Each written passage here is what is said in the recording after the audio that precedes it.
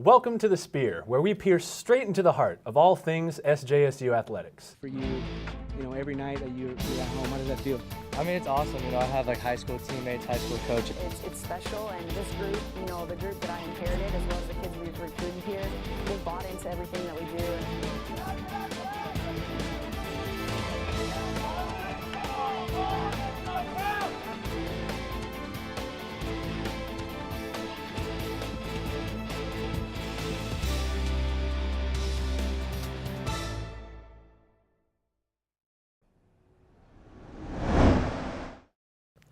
Hello everyone, and welcome to another edition of The Spear. My name is Ivan Gutierrez.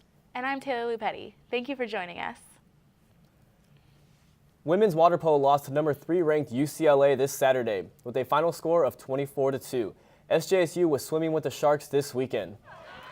They were battling into the water with UCLA's 2 Olympic gold medalists who tested the Spartans.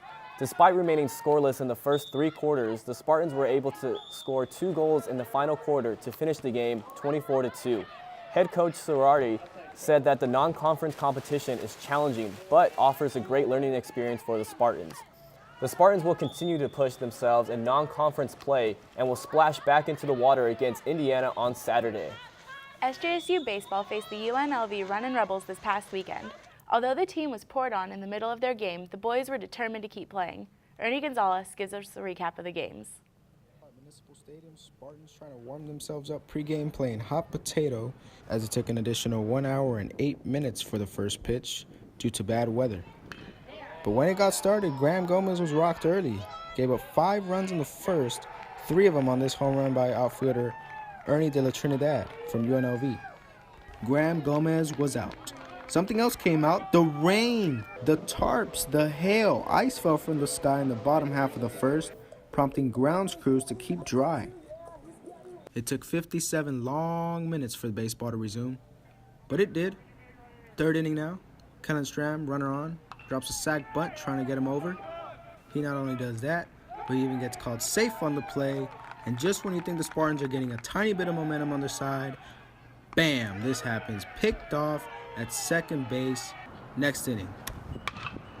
Whoo, boy, talk about getting the barrel to the ball. Shane Timmons goes yard just over the left center field Diet Pepsi sign, his second of the season, puts the Spartans on the scoreboard.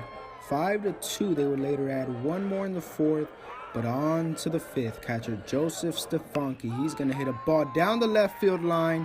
In comes Pleshner. In comes Stram, and rounding third is Timmons. Here he comes, the throw, not in time. Timmons is going to score. The Spartans are going to lead 6-5. But Timmons wasn't done. Check this out. Decides to steal second base. He's going to get it. So he has a stolen base, 3 runs, a home run, 2 RBIs. But the difference was the pitching. Spartan relievers pitched 8 in the 3rd, only gave up 2 hits, a double play there. Running Rebels running into that one. Bottom half of the 8th now, the Spartans looking for some insurance. Plesher does just that. He singles to right center, his 3rd hit of the game. Puts the Spartans up 4. On to the 9th now. You know what that means. Joseph Balfour. He gets the call. He does his job. 3 up, 3 down. Spartans win. SJSU comes back down 5-zip, beat the Rebels 9-5, are now back to 500 on the season overall, 2-1 in conference play, and will welcome the University of the Pacific Tigers to Municipal Stadium on Tuesday. The grunts of victory and defeat were loud and clear at the women's tennis match against St. Mary's on Friday. Lindsay Boyd has the full story. This is Lindsay Boyd from The Spear. Today, San Jose State faced St. Mary's in their tennis match. A huddle of fired-up Spartans hit the court in pairs to ignite the match with a 1-0 lead. Head coach Grupka said his team's strong performance in the doubles match was important. I thought winning that doubles point is huge. It's good momentum going to singles, but as we tell them every time, you still need three singles matches to get that magic number, which is 4. The high fives and energetic spirits were contagious as the team battled in doubles. The spirit died once the team broke up into singles.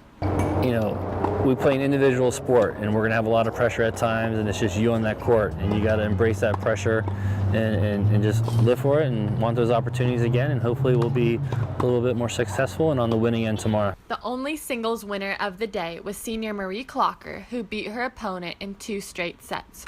Clocker explained her motivation for winning. To win for the team, to be the first one to be done, so I can cheer them up and show them that we can do it. So I gave everything. Their supportive energy faded, and the game shifted to a purely mental focus. Look, you can look back on any match and say, woulda, coulda, but, and I just told this team, look, we're going to have the same situation tomorrow, and how are you going to react when you're up 4-1 tomorrow? The Spartans closed the day with a 4-2 loss. Their next match is on Sunday, March 12th against Santa Clara. With the Spear, Lindsay Boyd. That's all we have for this week's show. Make sure to also follow us on Facebook, Twitter, and Instagram. The women's basketball team will be heading to Las Vegas this week, and we'll be there to cover the tournament. Join us next week to find out how our ladies performed. Thank you again, and we'll see you next week.